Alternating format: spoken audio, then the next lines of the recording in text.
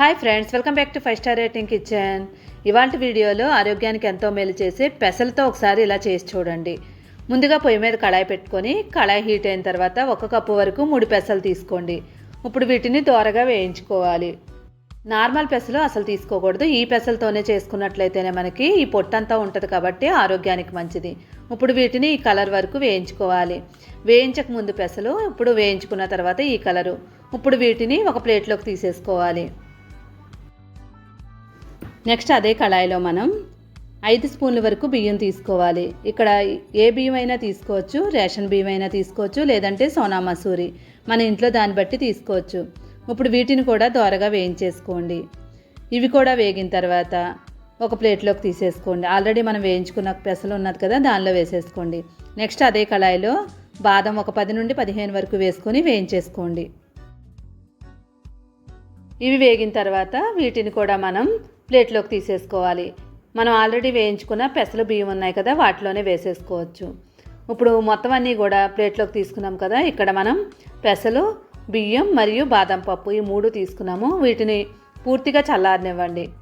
పూర్తిగా చల్లారేలేదో ఒకసారి చెక్ చేసుకొని ఇప్పుడు మిక్సీలో వేసుకోండి. మిక్సీలో వేసిన తర్వాత మనం బరకగా కాకుండా మెత్తగా ఉండేలాగా మిక్సీ చేసుకోవాలి. ఎక్కువ వేయించకపోయినట్లయితే మనకి మెత్తగా అవ్వదు. ఇప్పుడు దీనిలో మనం 3 యాలక్కాయలు వేసుకొని పౌడర్లా చేసుకోవాలి. పౌడర్లా చేసుకున్న తర్వాత పౌడర్ రెడీ అయిపోయింది కదా. ఇప్పుడు ఏదైనా ఒక గాజు బాటిల్లో వేసుకొని మనం దీన్ని స్టోర్ చేసుకోవచ్చు 1 మంత్ వరకు. ఇప్పుడు మూత పెట్టేసుకొని పక్కన పెట్టుకోండి. ఇప్పుడు దీనిలో నుంచి మనం ఒక 3 స్పూన్ల వరకు తీసుకోవాలి. ఏదైనా ఒక గిన్నె తీసుకోండి. గిన్నె తీసుకొని దానిలో 3 స్పూన్ల వరకు ఈ పౌడర్ వేసుకోవాలి. ఇక్కడ మనం ఎంతమందికి చేస్తే అన్ని స్పూన్లు తీసుకోవాలి. ఇక్కడ నేను 3కి మాత్రమే చేస్తున్నాను కాబట్టి 3 స్పూన్ల వరకు పిండి తీసుకున్నాను.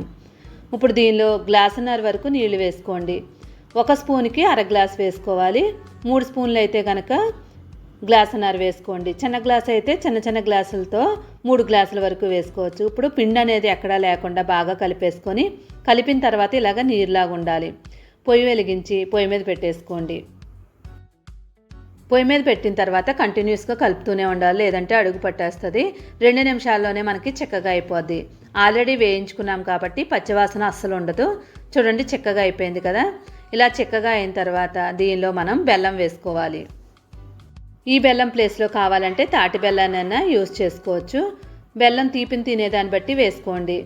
ఒక 3 టేబుల్ స్పూన్ల వరకు పిండి తీసుకున్నాం కాబట్టి 3 టేబుల్ స్పూన్లు మనం బెల్లం వేసుకోవాలి.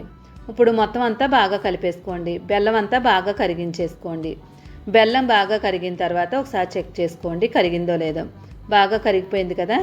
ఇప్పుడు స్టవ్ ఆఫ్ చేసేసుకోండి. స్టవ్ ఆఫ్ చేసిన తర్వాత ఒకసారి కలిపేసుకొని ఇప్పుడు దీనిలో మనం మరిగించిన పాలని ఒక 30 గ్లాస్ వరకు తీసుకోవాలి.